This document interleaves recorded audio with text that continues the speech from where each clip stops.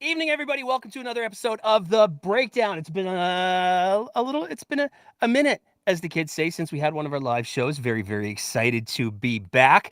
And we got a lot to talk about tonight. The last couple of weeks were pretty nutty in Alberta politics. We're going to pick, there's just been so much we can't possibly, yeah, even though we started early tonight, we can't possibly cover off it all. But we're going to do our best to cover off some of the bigger stories in the Alberta politics realm, because there's a couple of things that are going on that are kind of complicated, and it's kind of what we do to break things down here with the side of humor. So we're going to try to do that tonight. Stampede's over, so there's that. One would think, hey, Stampede's over. We're done with all the silly costumes. We're done with all the cosplay. You would be wrong, because this is Alberta politics. And the biggest story, somehow, one of the biggest stories of the last week, certainly one of the stories that's gotten the most attention, has to be the Donair costume. That's what we're starting the show talking about tonight, is a Donair costume. So for anybody who hasn't been paying attention to the Alberta politics realm, there was a discovery that was made by a political journalist in Alberta named Catherine Grakowski. She put up like this lighthearted tweet that had an external link, no less. Now, for anybody who's familiar with how social media works, usually the quickest way to bury a tweet is to throw an external link into whatever it is you're doing, because all of the social media platforms immediately go, we don't want you leaving Twitter, or we don't want you leaving Facebook, or we don't want you leaving Threads. So we're going to bury that down in the algorithm.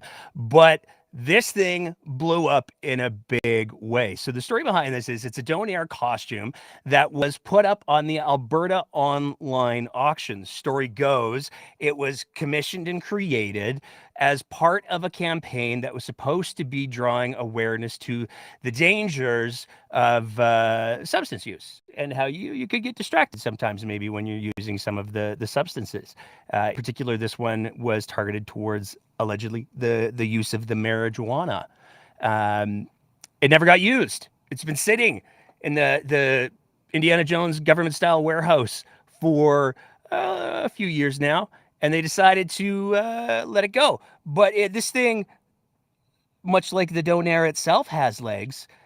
The story grew legs, and if you take a look, you can see we pulled this screenshot off this morning, and the bidding for the Donair has gone completely through the roof. It's currently at over $16,000. Now, a costume like this would normally cost a couple of bills, but $16,000 is a whole lot of money. Now, of course, with this costume having gotten all of the attention that it has, oh look, it's a feel-good political story. We haven't had one of those in a good long time. Who can jump on that bandwagon? It didn't take very long for the Premier of Alberta to jump right on the bandwagon. Taste of Edmonton Festival. She appeared holding hands with the Donair, as one does, walking down the street with the Donair, because that's what premiers do now, I guess. But she wasn't the only one, because there were a lot of people who are like, oh, look, she's posing with the Donair. It's not wearing a bigoted T-shirt. That's just great. So there were a couple other people that wanted to jump in of them. And one of them gave us what has to be one of the most awkward photo ops. And that goes to Dale Nally, sorry. He checked in on the warehouse. It's like the worst version of the COVID photo ops ever. He checked in on the warehouse to make sure that everything was okay with the Donair costume, as is the job of the Minister of Red Tape Reduction, I guess. So that's our lead story. We started with something fun tonight, because it's a bit of a dumpster fire otherwise. Moving into healthcare, there's some big conversations this week about Red Deer. There was a big story in the news about how the Red Deer Hospital was seeing up to a reduction and closing of operating rooms because of a shortage of anesthesiologists. Now, Red Deer Hospital has been in the news for quite a bit of time. It's been going on for a couple of years. It's well known, City of Red Deer, they need a new hospital.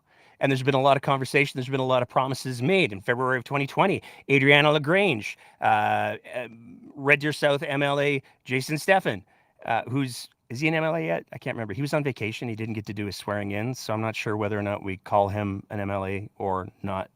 I think it's in a couple of weeks that he does the swearing in.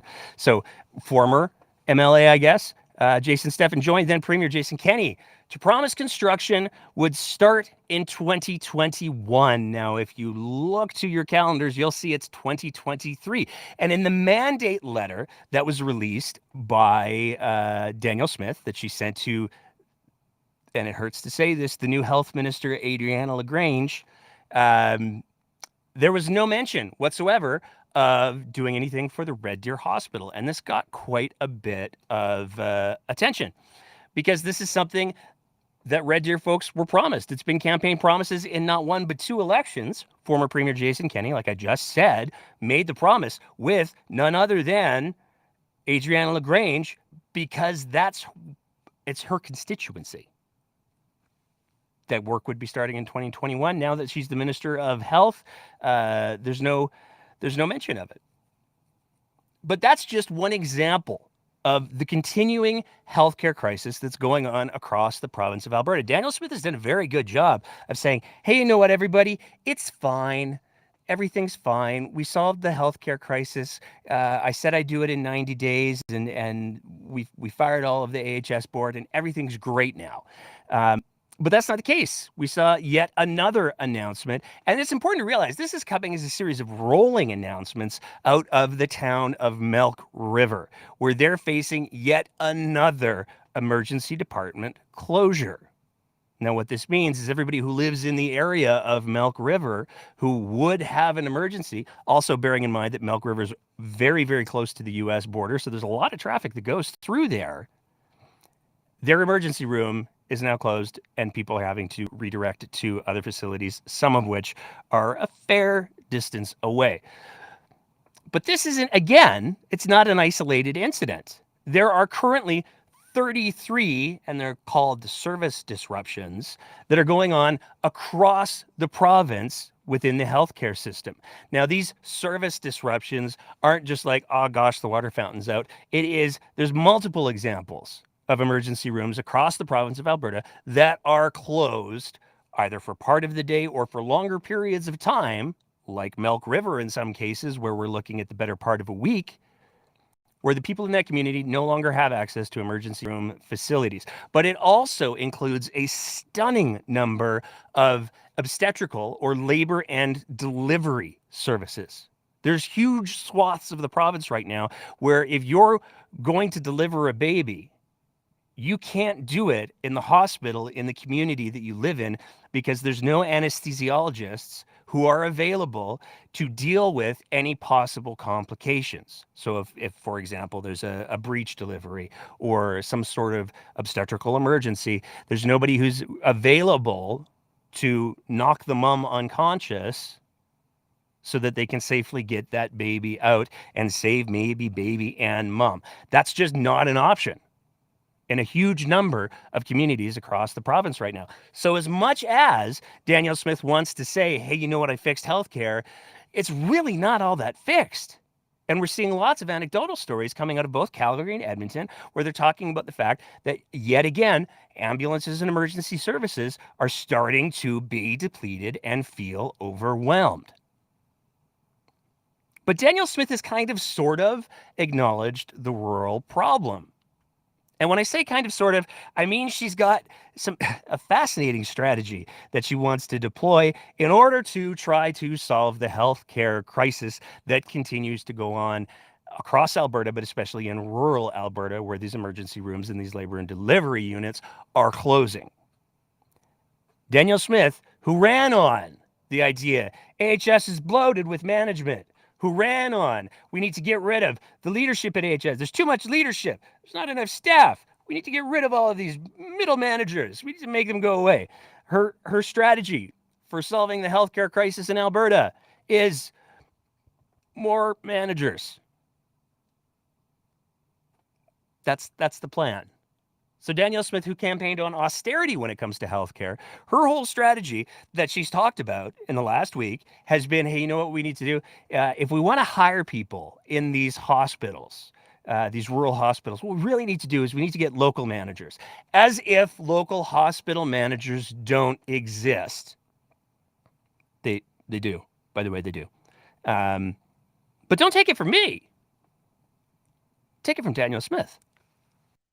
What we're aiming towards is this blend, because there are some great things that came out of the centralization. The fact that we do have the ability to have centralized procurement and get good prices when we go out to buy medical equipment and pharmaceuticals, that's positive. We do have a system where we can have centralized payroll and centralized legal and centralized technology. That's all great. I look at it as having managers come down to a different level, right? Because right now all the managers are in AHS or at the zone level. I want managers at the hospital level. So maybe somebody who's currently under capacity at one of the zone levels, maybe we give them a little bit of authority and ability to make decisions, and they go down and they manage a hospital for us. That's what I think we can do. I mean, I clearly do believe that there's way too much middle management. There are too many people who have the authority to say no, and not enough people who have the authority to say yes. And you give people the power, give them the resources, give them the authority to say yes at the local level. We are going to get so much better service, and we're going to solve some of these problems that we keep hearing about. I mean, and it's been a problem for a long time. I remember when I was in politics the first time, going to a hospital down south, and they told me, well, when we run out of bleach, we're not allowed to go down to the Home Hardware and buy a $5 bottle of bleach. We have to go through central procurement. When I went up north, I was told that they had to truck their laundry 3 hours up the highway to high level because they weren't allowed to do laundry in their own community. People were losing their ear hearing aids or their dentures, not getting them back. Some of the things just don't make sense. No, they don't. Sometimes you got to just make the decision to do things locally, allow people to have that empowerment to get better service. It's all got to be about the patient experience. It's fast. There's a lot to unpack there. I know I say that just about after every Danielle Smith clip that I play, but there is a lot to unpack there. I love the fact that she's talking about one of the biggest benefits of having the centralized healthcare system is procurement, because we can get more stuff for cheap. And then she says, but we have to have the ability to go to Home Hardware to buy bleach. Like, there's just so much to unpack there. I mean, first of all, you're going to be paying retail. So that's not great. Second of all, there's a supply chain question going on there. But it shouldn't come as a surprise that Danielle Smith wants to be able to just circumvent existing pathways to solve what she perceives to be as problems instead of addressing the underlying problem, giving the whole problem that we had with the Turkish Tylenol and the Turkish ibuprofen. That was a wonderful example of Danielle Smith taking advantage and making decisions and wasting hundreds of millions of dollars. So, there's that strategy at play. But that clip was from Danielle Smith yesterday, because she's now doing Your Province, Your Premier up again. And that wasn't the only clip. That was the only thing that she said that got a lot of people's attention, because Danielle Smith also decided that she was going to take the opportunity to address the concerns that some people were having around the prospect of an Alberta pension plan. A lot of people remember during the provincial election, Danielle Smith was very, very clear. You know what? We're not going to campaign on the Alberta pension plan. We're not going to do that. It's not a thing that we're interested in pursuing. We're not going to do that. That's not part of our platform. And yet, here's Smith yesterday. We had tens of thousands of people take part in the Fair Deal panel discussions years ago at the start of the mandate. And and what they told us is, tell us what it would look like if we had an Alberta pension plan. Tens of thousands of Albertans participated in that process. And I feel, to be respectful of democracy, we owed it to them to do the analysis, which the government did. Got a report in 2021, but because of the timing, it was right in the middle of COVID, wasn't the time to release it. And then when I came in, I was told that needed to be an update to the report. It wasn't going to be available till May of 2023. So now it's available. I've been briefed on it, and we'll be rolling it out. I think people deserve to see what the numbers look like. They deserve to know how much Albertans have over-contributed to the plan. They deserve to know what it would look like to reduce their premiums if we had our own plan, or conversely, how much more they would get as a senior under an Alberta-based plan. Because I can tell you it's all of those things. We have over-contributed massively. if we had control of our own plan and we decided to put all of the savings into reducing premiums, it would be substantial. If we decided to keep the premiums to the same and just increase the amount we gave to seniors, it would be substantial. And people need to know that. And if they look at that information and they say, I don't care, I still want Justin Trudeau in Ottawa to take these dollars and distribute it across the country because we're all Canadian and that's the way it works, I'm fine with that result. But I think people need to understand just how much money has been transferred out of this province through that plan. And they need to understand that we have no control over how it's invested. They do not have a certain number of set seats on the CPP Investment Review Board. They take our premiums and then they make a decision in Eastern Canada about how it's invested. And they don't do that in Quebec. Quebec makes their own decisions about how their money is invested. But they did that from the onset, though. They did it from the onset. It's very true. That's what I'm saying. It's complicated if you want to, at this stage, develop your own plan. But I think people need to know the numbers. They asked us for them. We're going to deliver them. They'll see it in the fall. And then my minister will consult. If it's pretty clear that people are hunky-dory with the status quo, then we won't have a referendum. If people are outraged and say, my gosh, we've got to have a referendum and see if we need to move our own way, then we'll do that. I mean, again, I know y'all know what I'm going to say. So much to unpack here. But I just want to start with, like, who even says hunky-dory anymore? Like, that's just a little bit too down-homey for me, I think. But let's talk about some of the things that you said in there. First of all, Danielle Smith, most important thing, being respectful of democracy. That's why she tried to undermine it with the whole Justice Minister subversion of democratic principles thing. Democracy is very important to her when it's very important to her, and it's very important to realize when it's very important to her. But there's a couple other things that we got to talk about. First of all, she's very clearly setting this conversation up to be yet another extension of Alberta versus the world, because in that little diatribe that she went on there, it was very, very clear. Hey, you know what? Y'all are getting screwed. I have this top secret report, and it says some things. We're paying too much money. They're transferring wealth outside of Alberta to give to Justin Trudeau.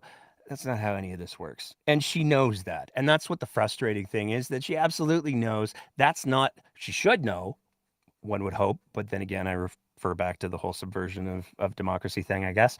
But she should know that the pension board is run by a completely independent board. They're the ones who make all the investment decisions. Justin Trudeau has absolutely nothing. The federal government has absolutely nothing to do with how the money is invested. And that's probably one of the biggest things that bugs Danielle Smith, because she's been very clear in the past that one of the reasons why she thinks an Alberta pension plan would be a good idea is so that we could use that money to prop up failing industries.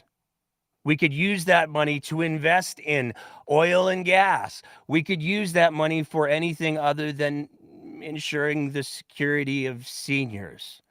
And she's got some very clever wordplay that she's using in there, because she talks about the fact that, I bet if seniors knew that they could be getting so much more money if we went to an Alberta thing, I bet they'd probably want that more money. Let's take a look at what the biggest demographics are historically when it comes to voting. She's out of the gates. She's very, very clearly trying to buy seniors' votes. But she's also very clearly continuing to do the same strategy that she's been doing since pretty much before day one, where everything is Alberta versus the world.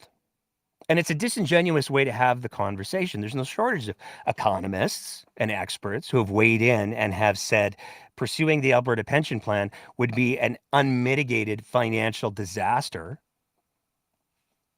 The verdict's in on that. But it's also worth noting that Danielle Smith, when she's talking about, if everybody thinks it's hunky-dory, garsh, that she won't have a referendum. But if it's clear, whatever that means, and it's not defined what clear means.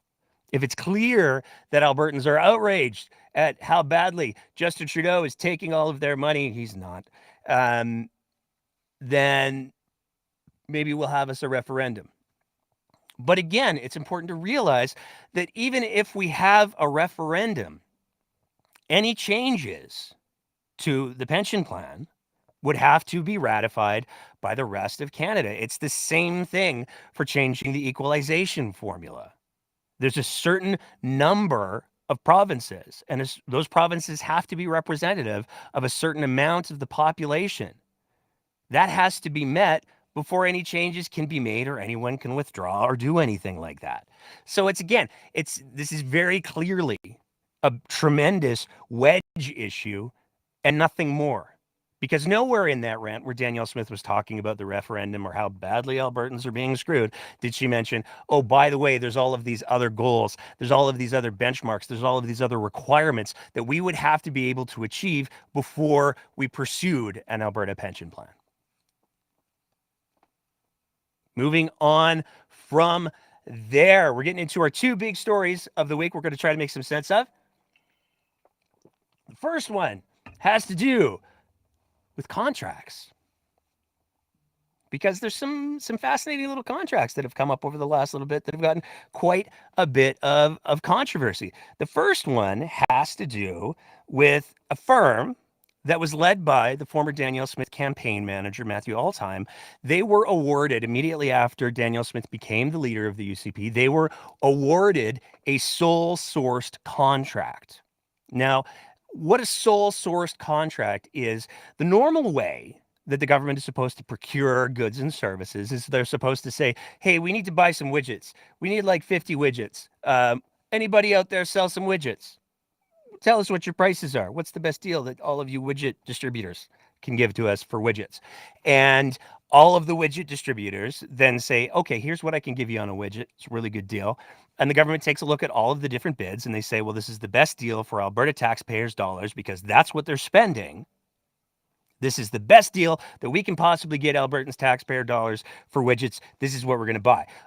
That's how the normal procedure is supposed to work. A sole sourced contract is when the government says, hey, because of reasons, we have to go with this person, this group, this organization for our widgets. We can't take the time because of reasons to go through that proper process, that standard process. We got to move now. We got to make decisions as if we're the managers, the newly appointed secondary managers of hospitals. We got to buy some bleach from Home Hardware. We got to do these things. That's kind of what a sole sourced contract is. And so what happened is, after Danielle Smith was appointed, the campaign manager for her leadership race, his company that he works for, that he's a partial owner of, was awarded a sole sourced contract. Now, this is where we're going to start to unpack a boatload of things. That company is called Nordic Media. It's a little play with some bubbles, because the North, I guess. And a lot of people were like, oh, that seems kind of sketchy, that does, if you're going to be giving away $70,000 just because, and you're not going to say why. And at the time, the original source contract was actually pretty clear. It was for strategic communications and a couple of other things. Well, a little while ago, a story was broken by independent journalist Jeremy Appel, where he brought to light the fact that it wasn't just that first sole sourced contract. In fact, there was another one, and then there was a competitive process to see who was going to take over the duties of Nordic Media. There was, I think, 90 is the number. I could be wrong on that, but I want to say it was 90 different organizations that put in bids to do the job. And somehow Nordic Media still managed to walk away with a $1.5 million contract over a few years to do stuffs. Now, when Nordic Media first got the first contract, one of the things that was said was that they were hired to make Danielle Smith's social media a little bit more punchy. They were going to do some memes. We're going to talk about their meme expertise in just a minute. But first, let's take a quick look at those two contracts. Because if you take a look, there was a contract that was initially created when Danielle Smith was elected for digital media strategic planning and asset development, which is a fancy way of saying memes. And that was from November 1st of 2022 to January 31st of 2023. Now, in February, they got another sole sourced contract. So, again, another contract that nobody else was able to bid on. They just got it for $70,000, carrying them through to the beginning of March. And then, like I said, Jeremy Appel broke the story, and major media started to pick it up as well, where they were talking about the fact that this firm that is led by Danielle Smith's former campaign manager, Matthew Altime, he got this contract, his company got this contract for $1.5 million. And there's a lot of questions that a lot of people had about that. But let's maybe, to understand perhaps a little bit better about who is Nordic Media, what is Nordic Media, let's go through a little bit of the publicly available history of Nordic Media. So first of all, what are the services that they advertise most heavily on their website? Well, fortunately, they do have a website, and you can check that stuff out. They do everything under one roof. They do branding, they do creative, they do video production, they do advertising, and they do web design. So they're basically in the business of digital content creation. And they've been doing it for a while. Ostensibly, they've been doing it since 2009. And the story of how Nordic Media came to be is the story of two friends. And they detail this on their website as well. So Jason and Matthew are two childhood buddies who decided to pursue their dream of digital media creation. And they've been doing it since roughly 2009. And they've been doing it for a bunch of different people. A few years ago, Edmonton City Councillor. So again, let's be clear. Sitting City Councillor Mike Nickel and Nordic Media teamed up to create a 1-hour current events show, allegedly satirical. But as we'll see in a minute here, that's not really what they were doing. But a current events show called To the Point. This was back in 2014. The debut was in September of 2014. And they were going to run a Facebook page and an online show. And Mike Nickel was like, you never know. Maybe we'll get picked up by a major market. Maybe I'll get to be a big-time TV star. Goals are good, I guess.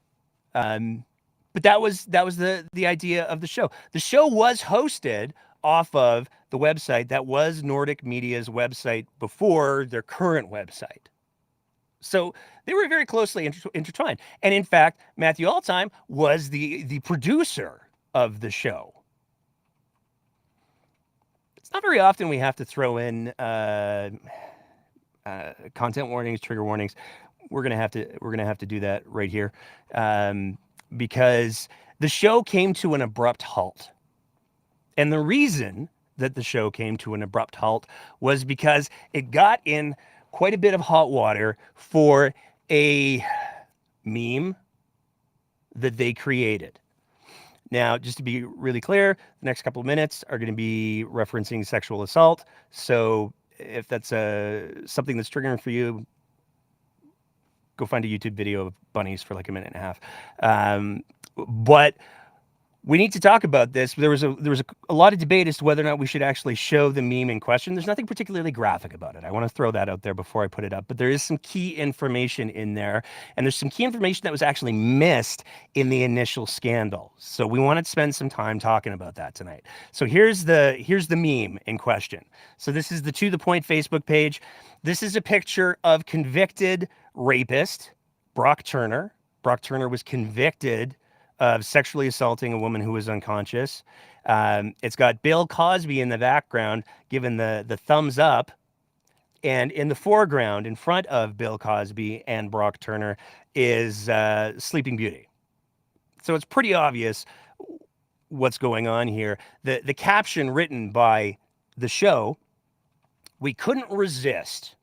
We're just going to post this here and see what happens." Now, it blew up pretty quick, and they did end up deleting it fairly quickly.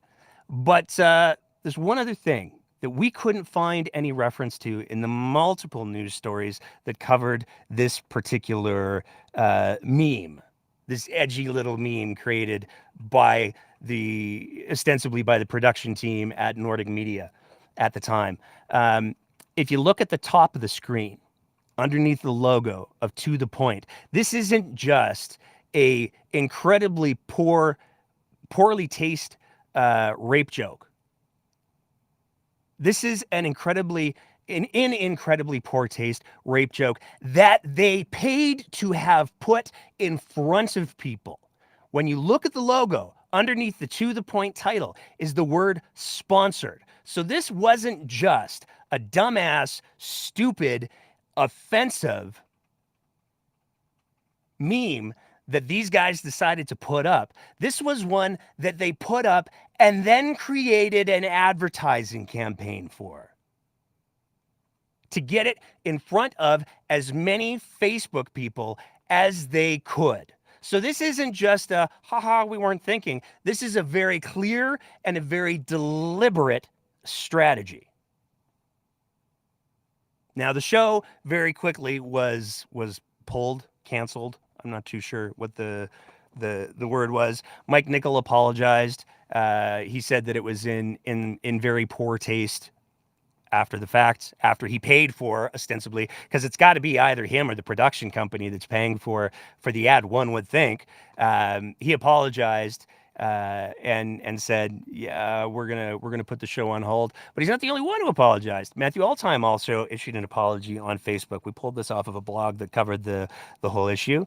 And Matthew Alltime said, I made an error and my mistake in my producer duties at To the Point. And then he tries to say, it seems like, but there's comedians who make jokes about the same subject matter. So, there on May 19th, 2016, an event was held by comedians in Edmonton called Rape is Real and Everywhere. These comedians were also victims. I've been thinking about how this has changed the dynamics for conversation. After seeing the Bill Cosby meme shared a day ago on our page, I made a judgment call whether to leave it or remove it. In the past, I was a firm believer in not censoring any content on the show's page. That will need to change. I sincerely apologize for the Bill Cosby / Brock Turner meme that made its way onto our Facebook page.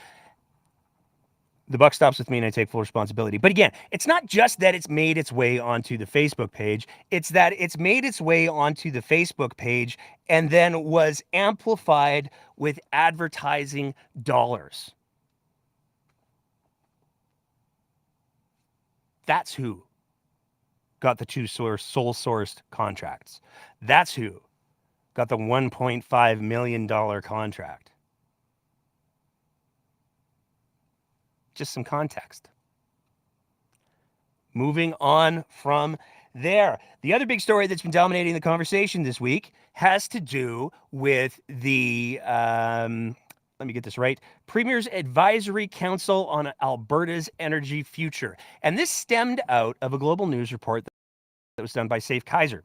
He did a whole story of how it turns out that this council that was commissioned very, very quietly by Danielle Smith to define the future of Alberta's energy and the Alberta's government's relationship with Alberta Energy and how we're going to deal with the cleanup of abandoned wells and orphan wells and all of that kind of stuff. This report, it was not going to be made public. It had been classified as being just advice for the Premier of Alberta, just policy advice for the Premier of Alberta and her cabinet, and it wasn't going to be released to the public. Now, the chair of this particular council, from the announcement, and this is where it starts to get really kind of interesting, because in the run-up to the election, Danielle Smith was taking almost every opportunity that she could to, if not have a press conference herself, make sure that one of her ministers was having press conferences. Every major policy announcement that they came out with, they were like, and now it's time for a press conference. We know because we live tweeted a lot of them. There were a lot of them. But this particular initiative didn't have any of that fanfare. It was very, very quietly announced without any kind of a press conference, where they announced the 5-member panel will be chaired by David Yeager, a respected leader with more than 4 decades of experience and expertise in the energy industry. He will be joined by Hal Kivzel, Sorry, Hal. It's I'm not sure. Bob Curran, Carrie Arnott, and Phil Hodge. The quote from Danielle Smith: "I'm excited to bring together these skilled and experienced energy experts to help us plot a path forward for Alberta's energy sector. We all know the world needs long-term energy solutions that are responsible, reliable, and affordable. Now is the perfect time to create a panel of experts to look ahead to the future of our energy sector and how we can meet global energy needs in the year ahead." So we got to talk about Dave a little bit. This is Dave, by the way. This is Dave. This picture, true fact, we did not choose this picture because it was Dave making a fascinating facial expression. We chose this picture because it's the picture that he used for his bio on the Canada Strong and Free Network website bio. So blame them, I guess. But Dave, he's been around for a bit. He's done a few things. We got a bio we were able to find for Dave. We're going to throw that up on the screen right now. That's not the bio. That's the bio. David Yeager, President, CEO, nearly 5 decades of oil field experience and oil tool experience. Founder, officer, and director of 3 successful TSX-listed oil service companies. Extensive experience in capital formation, mergers and acquisitions, operations management, significant success in commercializing new technologies and business models. How much is Alberta paying for the expertise that we're getting for Dave? Well, speaking of sole source contracts, there's a sole source contract for Yeager Management Limited for the Advisory Council on Alberta's energy future. $60,000 taxpayers' money is going towards Yeager Management Limited to put this report that they're never going to be able to read together. But there's always more to people if you just take the time to get to know them. And we wanted to take a little bit of time to try to get to know Dave a little bit better, because he's spending $60,000 of taxpayers' money for a report. So he's got his little bio that we read there. What does Dave do? Well, it turns out Dave actually is he's quite the writer. It turns out he's been writing for none other than the Canadian Energy Centre. That's right, the UCP War Room, on almost a monthly basis since 2021. He's been pretty busy. He's got over 30 articles, and for the record, and this is my favorite part, if you Google him and the Canadian Energy Centre, it doesn't list him as staff writer. It doesn't list him as journalist. It doesn't list him as policy analyst. It lists him as author. I love that so much. But he's written over 30 articles for the UCP War Room, and again, on a near monthly basis. But he's done more than that too. We can thank Dave, it seems, for Premier Smith. A little while ago, he wrote a post where he talked about the fact that I met Danielle Smith 14 years ago when we asked her to consider becoming leader of the Wild Rose Party. She did. And then he goes on to tell the story about how he educated Danielle Smith as to all of the things that have to do with oil and gas, and she's just the bestest of all of the best for representing oil and gas. She's going to be so great at doing the oil and gas things. So let's be clear. Dave, by his own admission, is the person who asked Danielle Smith to be involved in the Wild Rose and become the leader of the Wild Rose.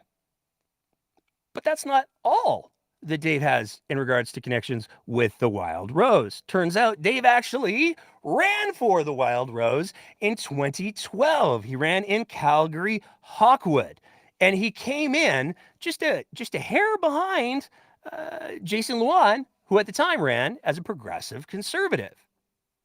Only lost by about 2,000 votes.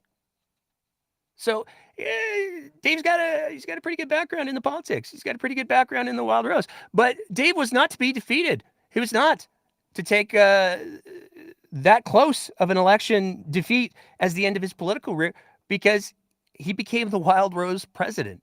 He was the Wild Rose Party president right up until Danielle Smith left the Wild Rose in December of 2014. And from what we were able to find out about on Dave's CV, he left as president of the Wild Rose at roughly the same time that Danielle Smith left as leader of the Wild Rose to cross the floor to the PCs. This is a fascinating series of coincidences. Since then, he's continued to work in oil and gas, including as the president of a company called Winterhawk. Now, Winterhawk is where we actually got that first bio from.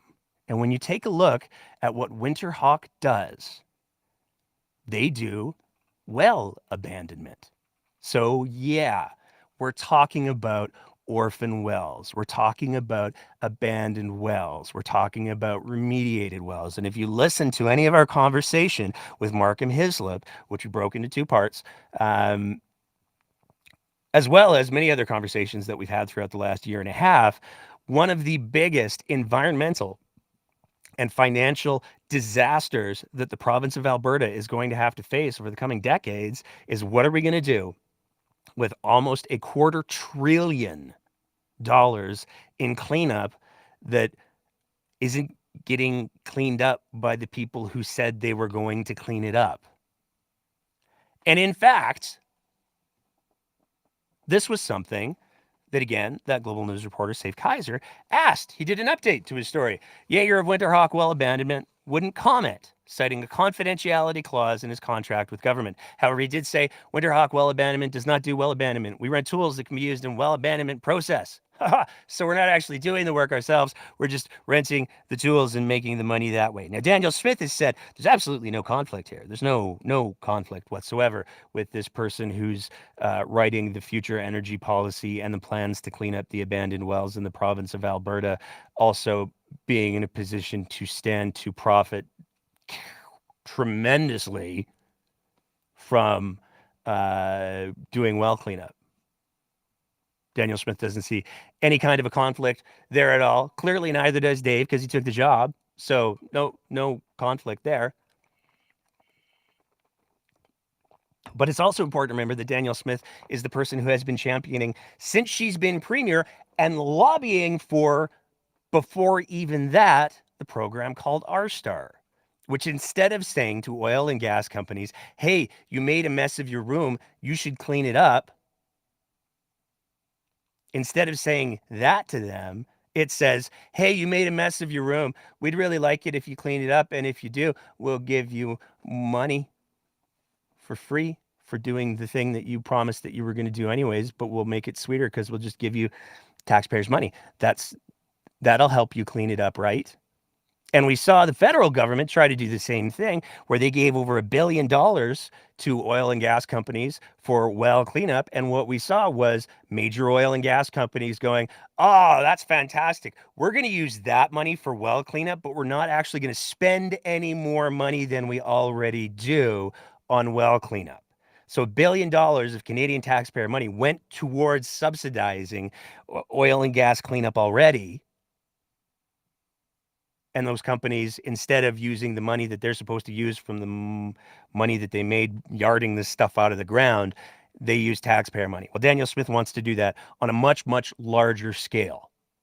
Now, everybody and their dog has said this is a terrible, terrible program. This is polluter pays. This is a violation of polluter pays principle, which is to say that if you're the one who makes the mess, you're the one who has to clean it up. That's literally the way that the law is supposed to work. This would be a violation of that, and it would set an extraordinarily dangerous precedent in regards to who has to deal with environmental disasters that are caused by corporations that make billions and billions and billions of dollars in profit. That's what this is. That's what Danielle Smith has proposed she wants to do. And now she's got Dave, who she's got this extensive history with, writing a report that no Albertans are going to be able to see. But they both say it's no conflict because it's not like they do any actual well remediation work. They just rent the stuff out. Unless, of course, you look at their website. Because when you go to About Winterhawk from their own website, Winterhawk Well Abandonment was founded in 2015 to conceive, develop, and commercialize new technologies and methods to assist oil and gas developers to improve the economics and profitability of their new, existing, and mature production operations in 3 key areas. And then they list off 5. Do with that what you will. Wellbore operations, mature asset retirement, annual communication and surface leakage, annular communication and surface leakage, contaminated site reclamation, methane and GHG emissions reduction. So they're literally saying that their reason for existing as a company is to improve the is to conceive, develop, and commercialize new technologies to deal with, in part, contaminated site reclamation.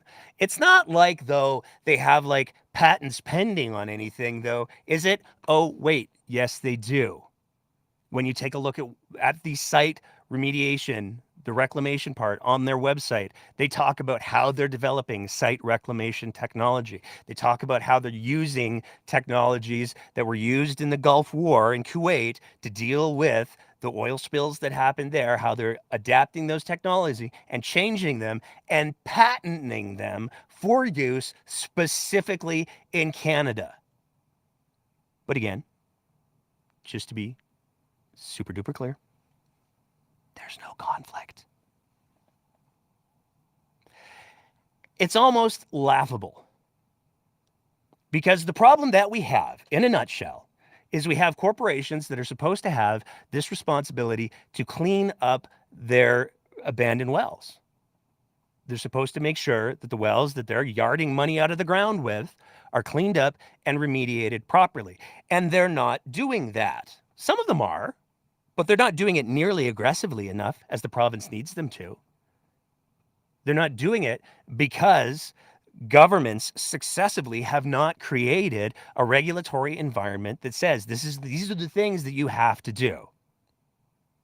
But in order to fix this problem, in order to address how do we get these CEOs of oil companies to take responsibility for their money-making ventures and to clean up their bedrooms? Who does Danielle Smith plan on listening to? She's crystal clear. There's no conflict of interest here. Look, he put together a panel that had over 150 different CEOs. Of course I'm going to take advice from CEOs. Who else would I take advice from? Who else would I take advice from? So we have CEOs of companies that have created the situation where we have wells and oil and gas infrastructure across the province that is going to cost, again, $250 billion, that's with a T, dollars to clean up. And who are we going to ask how we should create a regulatory environment to ensure that these things happen in the way that they're supposed to happen and in a way that the taxpayer doesn't get screwed? We're going to listen to 150 CEOs. Because who else would we listen to? We got one last little segment for you, then we're going to wrap it up for tonight. We're not going to be able to do an open mic tonight because of a couple of technology challenges, but we will be back for our open mic next Sunday. Really looking forward to doing an extended show to catch up on some of the things that we need to catch up on, as well as It's Alberta Politics. And we haven't even talked about the fact that the Premier's Chief of Staff endorsed somebody who has a history of anti-Semitic comments and is a COVID conspiracy theorist. We haven't talked about that this week. We're going to give that a little time to breathe, and we're going to talk about it next week. But we're going to have a really big show next week with our regular open mic session. But before we do, the part that at least some of you have been waiting for, we've been doing some FOIPs, and this is in our ongoing series. We made a graphic and everything. Are you FOIPing kidding? That's our graphic. It would be much better if there was like an audience and we could do like, are you FOIPing kidding? But we don't have that. So just imagine it really, really hard. We've been doing a bunch of FOIPs lately, and we've gotten back some responses that we've detailed in other places. We got back one where we asked about, hey, so Dr. Henshaw, she was hired kind of and then fired definitely. How did that play out, and did anyone have anything to do with it? And we got a FOIP response from that one that included a single email response to a journalist, even though multiple journalists we know made inquiries, so we didn't get all of the information that we asked for. Some of which we were told as part of the justification is because it would endanger the safety of law enforcement. So we got all kinds of questions about that one. But we're here to talk about two things only. Tonight, on June 16th, shortly after Restaurant Gate, we'll call it Restaurant Gate, where Danielle Smith posted a picture claiming to be washing dishes at the restaurant that she and her husband owned, maybe still own, we don't know. But it was the restaurant that she and her husband owned, and she was helping out as an owner, washing dishes because the dishwasher broke. She's just like us. It's like she's a real person. People were like, hey, so there's a lot of questions. A, how come none of your clothes are wet? How come there's no water going anywhere? How come you're wearing open-toed shoes in a kitchen? How can you be helping out in a business that you're the owner of? Isn't that just running your business? There were a lot of questions. But most of the questions started up 2 days later when, after that social media post triggered a bunch of news stories, which triggered a bunch of free media coverage. And then Danielle Smith announced, oh, by the way, we're selling it. In fact, she didn't even announce it. There was just a couple of people that were like, hey, there's this real estate listing for this restaurant that looks exactly like the one that you own. And now you're selling it 2 days after you established this social media, free media shit show. That doesn't seem right. It doesn't seem ethical. It doesn't seem like it's respectful for democracy, let's say. Maybe it's exploiting your position a little bit. People responded by saying, nuh-uh, it's her own personal social media. She can do what she wants with that. Well, on June 16th, we submitted the FOIP asking, hey, who exactly runs that social media account? Who has access to that account? Can we get a list of the people who have access to that AB Danielle Smith Twitter account? If we could, please. Can we get that? Thank you. And we also asked for the number of blocked accounts because it's been an ongoing conversation ever since Danielle Smith first started re-entering politics. She's pretty hot and heavy with the block feature.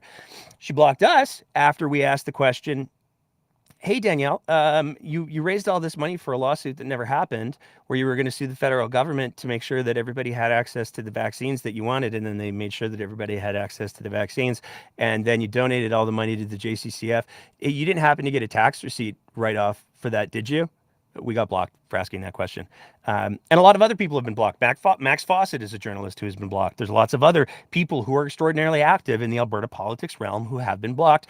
Some people who say they've never even encountered or interacted with the Danielle Smith account. They went to go there to say something and they'd been preemptively blocked. We submitted that request on June 16th. On June 17th, there was an extension. We had been advised that an extension was granted due to, and I'm going to read the quote here, your request involves a large number of records. The response due date for your request is extended 30 days under Section 14(1)(b) of the FOIP Act to allow Executive Council to provide you with a complete response to your request, which is, given that we were asking for the number of blocked accounts, just really, really funny because there's an extensive number of records, large number of records. That was funny. We got that. That was given to us on July 17th. On July 19th, boom, baby, we got the results. 2 days later, we got the extensive records that it had taken more than a month for the Executive Council to put together because there were so many records that they were going to be providing for us. The PDFs were groaning under the weight of a single email. We got a single email response that simply said, hey, if you want to know how many Twitter users the Premier of Alberta has blocked, drumroll, we made a graphic. 3,612. There are 3,612 blocked accounts by the Twitter account AB Danielle Smith. It took one of the high-ranking communications officers, officials, a month and change to come up with you have to go into like the account and like check your blocked accounts, then it gives you a whole number. They had to look that up and see how many accounts there were. So the Premier of Alberta currently has blocked with her Twitter account 3,612 blocked accounts. Now, this is where it kind of gets fun for two reasons. First of all, that email included a terse little phrase.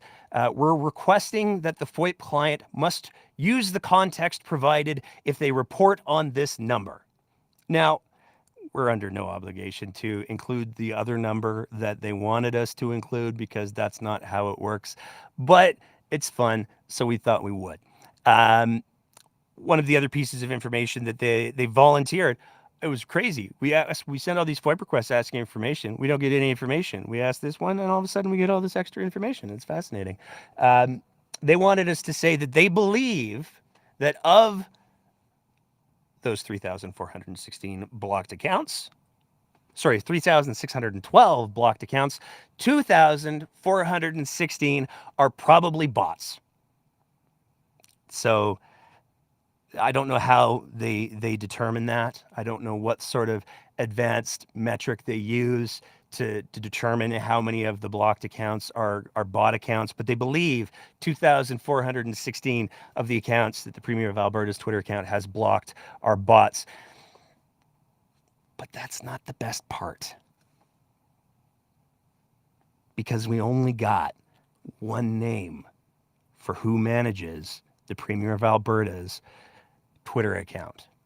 And given that we also, taking a look at Danielle Smith's social media, including her Instagram and her Facebook, there's a lot of similarity. A lot of the things overlap. They're posted at the same times. It's the same content being posted in the same ways. It's reasonable to assume, and it's an assumption to be clear, but it's reasonable to assume that whoever is running her Twitter page is also running her Facebook and her Instagram. And if you haven't guessed by now who it is that's running the Premier of Alberta's Twitter account, Nordic Media. It's just delightful. So the same company that got the two sole source contracts, that's run by Danielle Smith's former campaign manager, that just won an open competition between 90 other companies for $1.5 million, is the company that runs, apparently on the day-to-day, based on the information that was provided to us by the Premier's right-hand communications person, Nordic Media. Which is all kinds of wild, because that means that by the time that Premier Smith has done her first 3 years, taxpayers will have paid upwards of $2 million to a private company to run her social media. Now, for context, because the staffer, the executive staffer who sent us the email clarifying how many blocked accounts, 3,612, the Premier of Alberta currently has 8 people working for her in communications. I wonder how many of them make upwards of $2 million over 3 years. Because I'd be willing to bet it's not that many.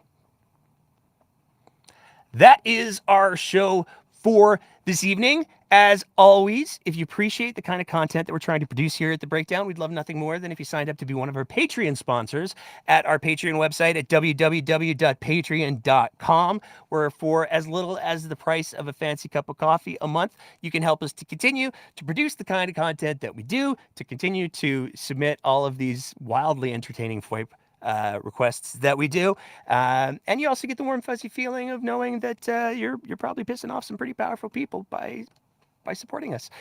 You also get early access to all of our interview episodes. So we have a bunch of interview episodes that we've just put up. All of our Patreon sponsors got early access to those, and we've got some exciting ones coming up over the next couple of weeks as well. We're already starting to gear up for September because there's a going back to school thing, and we're already starting to see some controversy around what the process of educating and hiring teachers is going to look like. We're going to talk about that more next week, but we've got a couple of interviews that we're going to be sharing over the next couple of weeks with that, and all of our Patreon supporters get first crack at that. So www.patreon.com/thebreakdownab. As always, I want to say a big thank you to all of our Patreon sponsors. I want to say a big thank you to everybody who has been active in the chat tonight.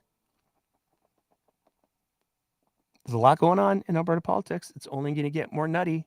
So, as always, this is where we do the make sure that you're taking care of yourself, make sure that you're giving yourself some breaks, and most importantly, keep the conversation going.